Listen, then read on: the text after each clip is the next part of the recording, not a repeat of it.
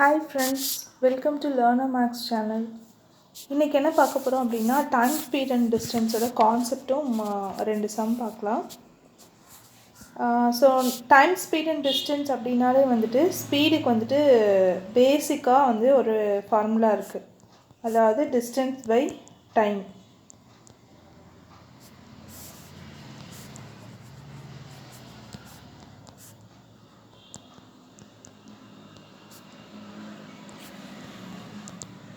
So இது நீங்கள் ஃபார்முலான்னு கூட எடுத்துக்க தேவையில்லை, நார்மலாக நம்ம ரெகுலராக யூஸ் பண்ணுறது தான். இப்போ டூ வீலருக்குலாம் வந்துட்டு எவ்வளோ ஸ்பீடு இருக்குது, எவ்வளோ ஸ்பீடில் போனீங்க அப்படின்னு சொல்லி கேட்பாங்க. ஸோ அப்போ வந்து நம்ம என்ன சொல்லுவோம்னா, இப்போது 50 km/h அப்படி சொல்லுவோம். ஸோ கிலோமீட்டர் அப்படிங்கிறது டிஸ்டன்ஸோட யூனிட்டு, ஹவருங்கிறது டைமோட யூனிட். ஸோ அதுலேருந்து கூட நீங்கள் வந்துட்டு எடுத்துக்கலாம். ஸோ இதை நீங்கள் படிக்கணும் அப்படிங்கிறதெல்லாம் இல்லை. நெக்ஸ்ட்டு இன்னொன்று என்னென்னா, ஒரு யூனிட் கன்வர்ஷன், அதாவது km/h இருக்க ஸ்பீடோட ஒரு வேல்யூ அதை வந்து m/s கன்வெர்ட் பண்ணணுன்னா நம்ம 5/18 மல்டிப்ளை பண்ணால் போதும். ஸோ இது வந்து சிம்ப்ளை பண்ணி வச்சுருக்கிறது தான். ஸோ ஞாபகம் வச்சுட்டிங்கன்னா ஈஸியாக இருக்கும். இதுவே வந்துட்டு m/s இருக்குது அப்படின்னா அதை வந்துட்டு km/h கன்வெர்ட் பண்ணோன்னா 18/5 மல்டிப்ளை பண்ணோன்னா நமக்கு வந்து km/h கன்வெர்ட் ஆகிடும்.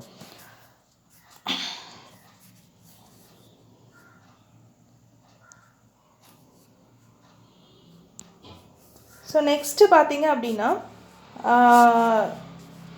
Relative speed.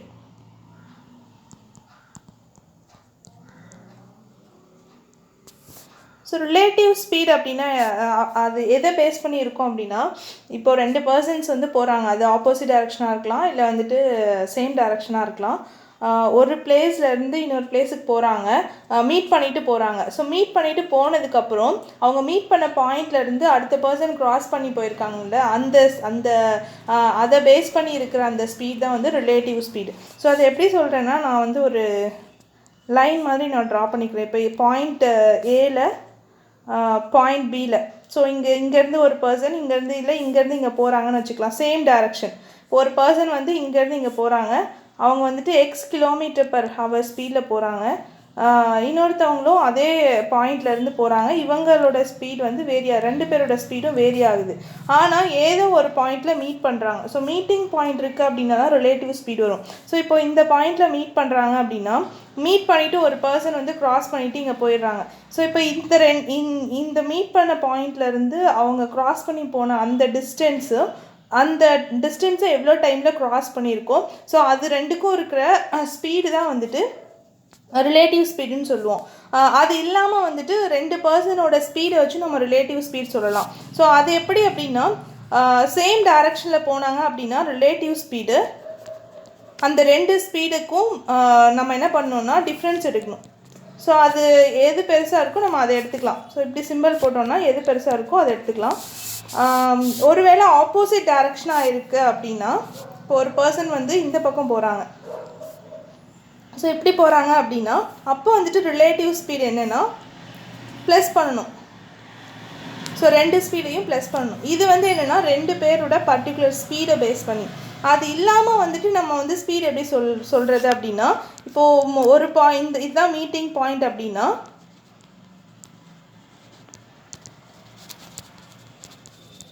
இந்த பாயிண்டில் மீட் பண்ணிவிட்டு ஒரு பர்சன் க்ராஸ் பண்ணிவிட்டு இங்கே போகிறாங்க. ஸோ இது ரெண்டுக்கும் இருக்கிற டிஸ்டன்ஸ், ஃபார் எக்ஸாம்பிளுக்கு இந்த டிஸ்டன்ஸ் ஏன்னு எடுத்துக்கலாம். t ஹவர்ஸில் இதை வந்துட்டு t மினிட்ஸோ t ஹவர்ஸோ, ஸோ அது அங்கே வந்து க்ராஸ் பண்ணி போகிறாங்க அப்படின்னா அந்த ரெண்டுக்கும் இந்த டிஸ்டன்ஸ் பை டைம், இந்த a/t அப்படிங்கிறதும் என்னென்னா ரிலேட்டிவ் ஸ்பீடாக தான் இருக்கும். இது வந்து ஒரு பர்சன் இன்னொரு பர்சனை க்ராஸ் பண்ணி போகிற அந்த டிஸ்டன்ஸையும் டைமையும் வச்சு கண்டுபிடிக்கிற ரிலேட்டிவ் ஸ்பீடு. இது வந்துட்டு இது என்ன அப்படின்னா வந்துட்டு 2 பேரோட ஸ்பீடை பேஸ் பண்ணி கண்டுபிடிக்கிற ரிலேட்டிவ் ஸ்பீடு. நெக்ஸ்ட்டு பார்த்தீங்கன்னா ஆவரேஜ் ஸ்பீடு.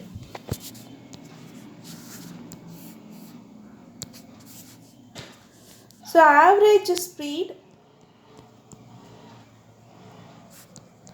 எங்கே சொல்லுவோம் அப்படின்னா, டிஃப்ரெண்ட் ஸ்பீடில் போய் சேர்றாங்க, அது எல்லாத்துக்கும் சேர்த்து ஆவரேஜாக இருக்கிற ஸ்பீட் தான். ஸோ நார்மலாக நம்ம ஆவரேஜ் நம்பர்ஸ்க்கெலாம் ஃபைன் பண்ணுற மாதிரி ஸ்பீடுக்கு பண்ணக்கூடாது.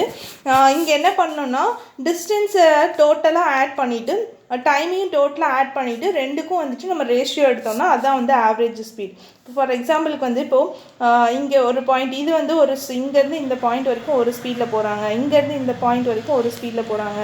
ஸோ ஸ்பீடு வந்து என்னென்னா டோட்டல் அந்த ட்ராவலுக்குமே வந்துட்டு ஸ்பீடு வந்து அங்கங்கே வேரி ஆகுது. ஸோ ஸ்பீடு வேரி ஆகும்போது டைமும் வந்துட்டு வேரி ஆகும். ஸோ அப்போ வந்துட்டு நம்ம ஆவரேஜ் ஸ்பீடு வந்து total distance divided by total time அப்படின்னு எடுப்போம்.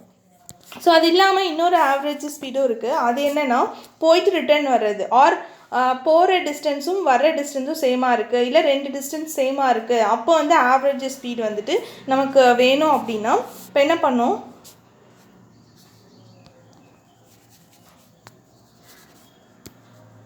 ஸோ இப்போது ஏங்கிற பாயிண்ட்டு பிங்கிற பாயிண்ட், இங்கேருந்து இங்கே ஒரு பர்சன் வந்து x km/h ஸ்பீடில் போகிறாங்க. இங்கேருந்து பிங்கிற பாயிண்ட்லேருந்து ஏங்கிற பாயிண்ட்டுக்கு y km/h ஒரு பர்சன் போகிறாங்க அப்படின்னா, இல்லை போயிட்டு வராங்க. ஃபார் எக்ஸாம்பிளுக்கு நம்ம ஸ்கூலுக்கு காலேஜுக்கு ஆஃபீஸ்க்கெலாம் போகிறதும் ஒரே ரூட்டு, வர்றதும் ஒரே ரூட்டாக இருக்குது, ஆனால் ஸ்பீட் மட்டும் வேரி ஆகுதுன்னா அப்போ வந்து நம்ம ஆவரேஜ் ஸ்பீட் வந்து எப்படி எடுப்போம்னா இந்த எக்ஸையும் ஒய்யும் 2 கூட மல்டிப்ளை பண்ணிவிட்டு ரெண்டையும் ஆட் பண்ணி இதால் டிவைட் பண்ணணும். ஸோ இப்போ ஆவரேஜ் ஸ்பீட் வந்துட்டு 2xy by x plus y km/h.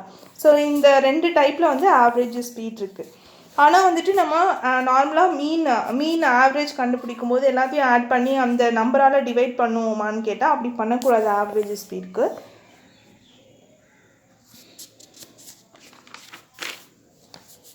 So next வந்து train.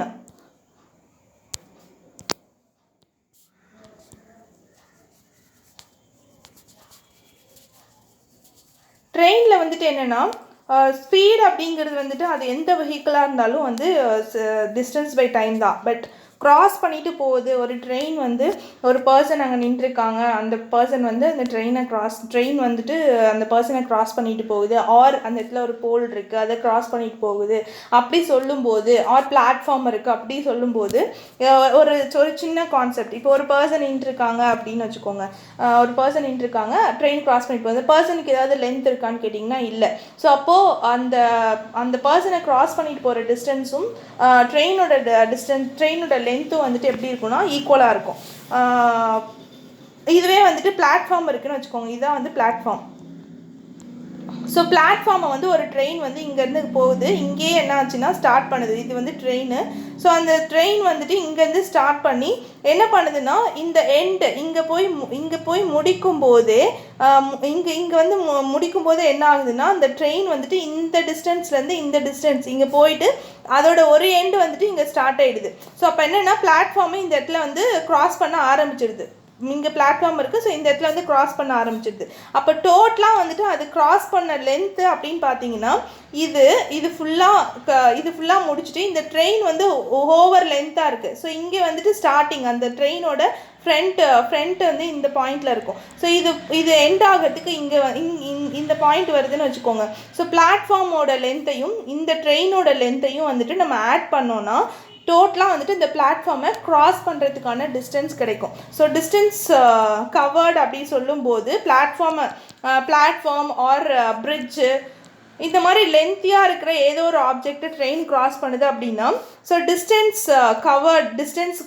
Crossing distance or distance covered இது வந்து என்ன வரும் அப்படின்னா லென்த் ஆஃப் ட்ரெயின் ப்ளஸ் அந்த பிளாட்ஃபார்மோட லென்த் ஆஃப் ஏதோ ஒரு ஆப்ஜெக்ட் பிளாட்ஃபார்ம் ஆர் பிரிட்ஜ் அப்படி சொல்லுவோம். இதுவே ஒரு மேன் இருக்காங்க அப்படின்னா அப்போ வந்து லென்த் ஆஃப் ட்ரெயினும் டிஸ்டன்ஸ் கவர்டும் சேமாக இருக்கும். ஸோ அந்த இடத்துல வந்து அந்த ஆப்ஜெக்ட்டுக்கு எந்த லென்த்துமே இருக்காது. ஸோ இதுதான் வந்து ட்ரெயினில் க்ராஸ் பண்ணுறதுக்கான ஒரு சின்ன கான்செப்ட். ஸோ அதை வச்சு நம்ம ஸ்பீடை பேஸ் பண்ணி தான் ஸ்பீட் டிஸ்டன்ஸ் டைமை பேஸ் பண்ணி தான் நம்ம வந்து சம் இருக்கும். அதுக்கப்புறம் வந்துட்டு இன்னொன்று வந்து ப்ரொபோஷ்னாலிட்டி பார்க்கணும். ஒவ்வொரு சாப்டர்லேயும் வந்துட்டு ப்ரொபோஷ்னாலிட்டி அப்படிங்கிறது ரொம்ப இம்பார்ட்டண்ட்டு. ஏன்னு கேட்டிங்கன்னா ரேஷியோ வச்சு இல்லை கம்பேர் பண்ணி சொல்கிறாங்க 3/4 5/6. ஸோ அந்த மாதிரி வந்துட்டு கம்பேர் பண்ணி சொல்லும்போது நமக்கு வந்துட்டு கண்டிப்பாக என்ன தெரிஞ்சிருக்கணும்னா ப்ரொபோர்ஷனேட்டு தெரிஞ்சிருக்கணும். ஒரு சாப்டர்லையும் எது டைரக்ட்லி ப்ரொபோர்ஷனலாக இருக்குது, எது இன்வெர்ஸ்லி ப்ரொபோர்ஷனலாக இருக்குது அப்படிங்கிறது நமக்கு தெரிஞ்சாதான் அந்த ரேஷியோ வரும்போது நம்மளால் கரெக்டாக சால்வ் பண்ண முடியும். ஸோ இப்போ இந்த இதில் பார்த்தீங்க அப்படின்னா ஸ்பீட் வந்து distance divided by time.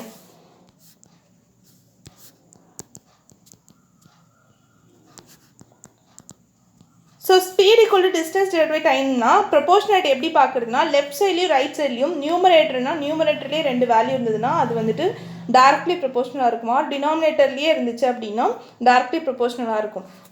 ஒரு லெஃப்ட் சைடில் நியூமரேட்டர்லேயும் இன்னொன்று டினாமினேட்டர் இருந்துச்சுன்னா அது வந்து இன்வெர்ஸ்லி ப்ரொபோர்ஷனலாக இருக்கும். ஸோ இங்கே எப்படி ப்ரொபோர்ஷனாலிட்டி சொல்கிறதுன்னு நான் சொல்கிறேன். ஸ்பீட் வந்துட்டு டிஸ்டன்ஸுக்கு டைரக்ட்லி ப்ரொபோர்ஷனலாக இருக்கும் எப்போனா வித் டைம் வந்துட்டு கான்ஸ்டண்ட்டாக இருக்கும்போது.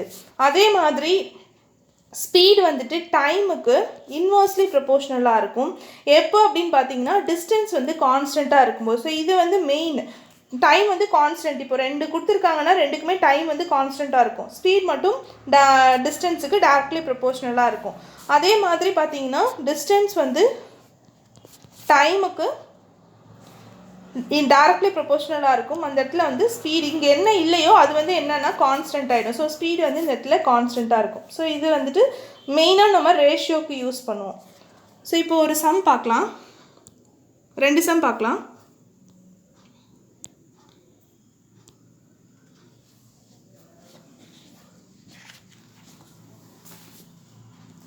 A car can cover a distance of 240 km in 3 hours.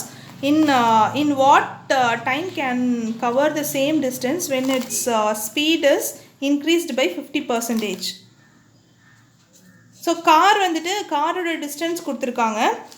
அது எவ்வளோ டியூரேஷன் ட்ராவல் பண்ணுறதுக்கு எவ்வளோ டியூரேஷன் எடுத்துக்குது அப்படின்னு கொடுத்துருக்காங்க. ஸோ அப்புறம் in what time can cover the same distance சேமாக இருக்குது, ஆனால் ஸ்பீடை மட்டும் இன்க்ரீஸ் பண்ணால் எவ்வளோ டைமில் வந்துட்டு அது போய் கவர் பண்ணோம் அந்த சேம் டிஸ்டன்ஸ் அப்படின்னு சொல்லி கேட்குறாங்க. ஸோ முதல்ல வந்து நமக்கு ஸ்பீடே தெரியாது. ஸோ ஆல்ரெடி நம்ம என்ன பார்த்துருக்கோம்னா ஸ்பீடுக்கு டிஸ்டன்ஸ் பை டைம் அப்படின்னு பார்த்துருக்கோம். ஸோ டிஸ்டன்ஸ் வந்துட்டு 240 டிவைடட் பை 3 hours. ஸோ இது கேன்சல் பண்ணிங்கன்னா 80 km/h. ஸ்பீடோட யூனிட் வந்து km/h. கிலோமீட்டர் இங்கே கிலோமீட்டர் கொடுத்துருக்காங்க, இங்கே ஹவரில் கொடுத்துருக்காங்க யூனிட்டு. ஸோ அதனால் 80 km/h. இவங்க என்ன சொல்கிறாங்க 50% ஸ்பீடை வந்து இன்க்ரீஸ் பண்ணுறோம் அப்படின்னு சொல்கிறாங்க. ஸோ 50% ஸ்பீட்னா ஆல்ரெடி 80 இருக்குது, இது கூட 50% இன்க்ரீஸ் பண்ணுறாங்கன்னு சொல்லும்போது 150% ஆகும். அதாவது 80 கூட ஒரு 50 நம்ம ஆட் பண்ணுறோம். அப்போ நியூ ஸ்பீட் என்னவாக இருக்கும் அப்படின்னா 80 + 40, ஸோ 120 km/h. ஸோ இப்போ இந்த ஸ்பீடு சேம் டிஸ்டன்ஸ் சொல்லியிருக்காங்க 240 km சொல்லும்போது டைம் கண்டுபிடிக்கணும். So time equal to distance by speed. So distance வந்துட்டு நமக்கு 240 தெரியும், நியூ ஸ்பீடு வந்து 120. ஸோ இந்த ஸ்பீடில் போனால் இந்த 240 km வந்துட்டு எவ்வளோ டைம்லனா 2 ஹவர்ஸில் அவங்க கவர் பண்ணுவாங்க. ஸோ இது வந்து ரொம்ப சிம்பிளான சம், பேசிக்கு. நெக்ஸ்ட் சம் பார்க்கலாம்.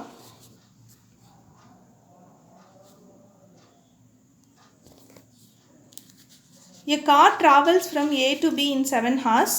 It covers the first half of AB at 30 km/h and the remaining distance at 12 km/h. Find the distance between A and B. So car வந்துட்டு ஏலேருந்து பிக்குள்ளே, ஸோ நான் இந்த மாதிரி ஒரு சின்னதாக லைன் போடுறேன். ஸோ இது கொஞ்சம் ஈஸியாக இருக்கும் உங்களுக்கு. ஸோ ஏலேருந்து பிக்குள்ளே வந்துட்டு 7 ஹார்ஸில் போகிறாங்களாமா. ஸோ ஃபஸ்ட்டு ஆஃப் இது வந்து என்னென்னா total time. First half half ஏபியில் ஃபஸ்ட் ஆஃப். ஸோ இந்த ஃபஸ்ட் ஆஃபுங்கிறது 30 km/h ஸ்பீடில் போகிறாங்க.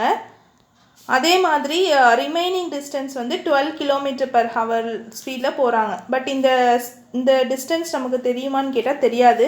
டோட்டல் ஏபிங்கிற டிஸ்டன்ஸே தெரியாது. நான் இது என்னென்னு எடுத்துக்கிறேன்னா எக்ஸ் கிலோமீட்டர் அப்படின்னு எடுத்துக்கிறேன்.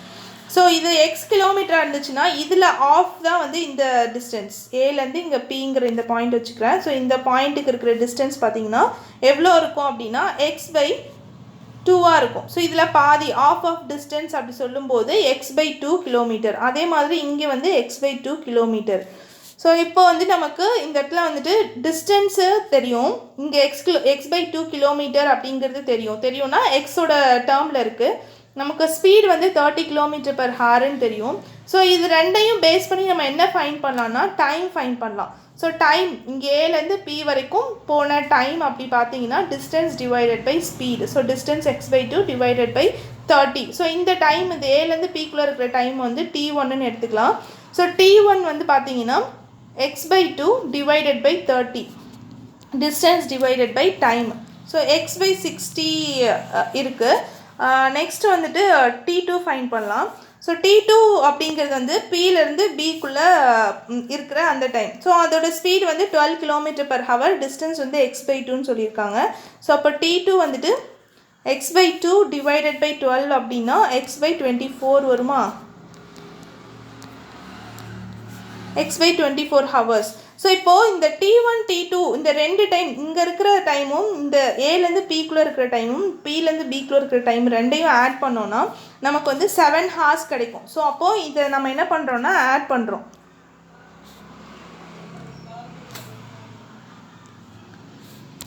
ஸோ ஆட் பண்ணோன்னா x/60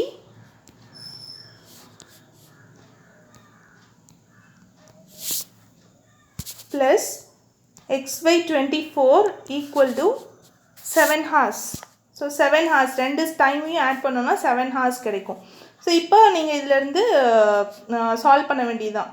இதில் வந்து காமனாக இருக்கிறத எடுத்துக்கோங்க. 60க்கும் 24க்கும் எல்சிஎம் எடுத்திங்க அப்படின்னா பெரிய நம்பராக வரும். பட் இங்கே பார்த்தீங்கன்னா நியூமரேட்டரில் எக்ஸ் காமனாக இருக்குது, டினாமினேட்டர்லேயும் வந்துட்டு காமனாக இருக்குது. ஸோ எவ்வளோ காமனாக இருக்குது அப்படின்னு பாருங்கள். 12 காமனாக இருக்கா? ஸோ 12 காமனாக இருக்குது, வெளியே எடுத்துட்டோன்னா 1/5 ப்ளஸ் 1/2 அப்படின்னு இருக்கும், ஈக்குவல் டு 7. ஸோ இப்போது இதுக்கு வந்துட்டு க்ராஸ் மல்டிப்ளை பண்ணிங்கன்னா 7 + 5 + 2 வந்து 7 divided by 10 equal to 7. So இது ரெண்டையும் கேன்சல் பண்ணிக்கலாம். இப்போ எக்ஸ் வந்து 120. ஸோ 120 கிலோமீட்டருங்கிறது தான் ஏலேருந்து பிக்குள்ளே இருக்கிற டிஸ்டன்ஸ். தேங்க்யூ. ரிமைனிங் சம்ஸ் வந்துட்டு நான் அடுத்த நெக்ஸ்ட் வீடியோவில் போடுறேன். எல்லாருக்கும் இந்த வீடியோ யூஸ்ஃபுல்லாக இருக்கும்னு நினைக்கிறேன். மறக்காமல் லைக் பண்ணுங்கள், ஷேர் பண்ணுங்கள். உங்களுக்கு நிறைய டாபிக்ஸ் வேணும் அப்படின்னா சப்ஸ்கிரைப் பண்ணிக்கோங்க.